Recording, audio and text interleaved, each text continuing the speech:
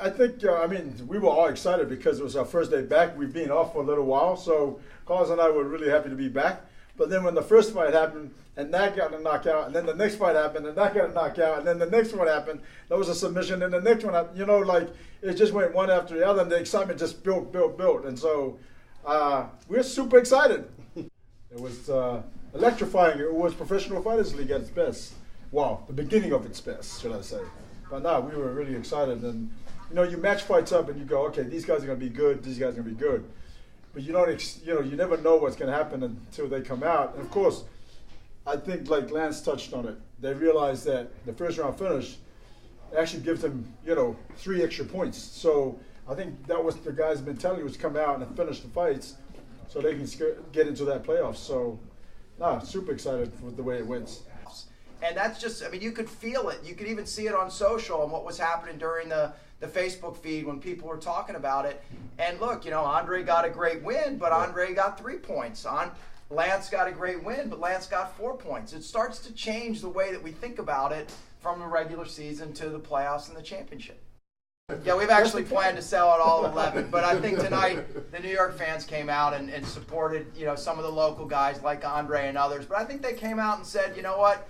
This format really seems cool. We're really happy that the Professional Fighters League starting. We want to come out and show them. I was also loving all the cheering and stuff that was going on in the arena here. I think it was a great environment. I had a lot of fun. I hope you all had a lot of fun too. We were live around the world on Facebook. We were live in the USA on Facebook.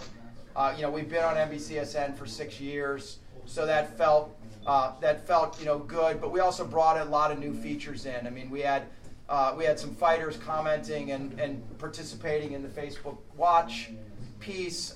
We had some technology, and we had some striking, and we had a telestrator. We had a lot of pieces, so I think what we'll do, like any good organization, we do a post-mortem after all of our fights, not just from the fighting operations, but the TV production and the digital production. We'll probably have that meeting on Saturday once we can all also look at the show, because we were all here in the arena.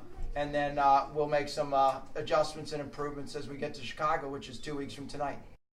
We've talked about it, and as much as you could look at the matchmaking and, would you try and, have this guy fight that guy to get him there? At the end of the day, and, Ray will say it over and over, you got to win to advance. And so we'll look at what the best matches are. Ray and the team always, do that, and I think tonight you saw the results of that with, I think, 11 great fights.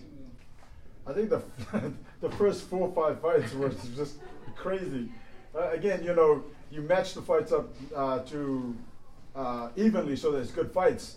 But and you can never predict what happened tonight is going to happen. You know what I mean?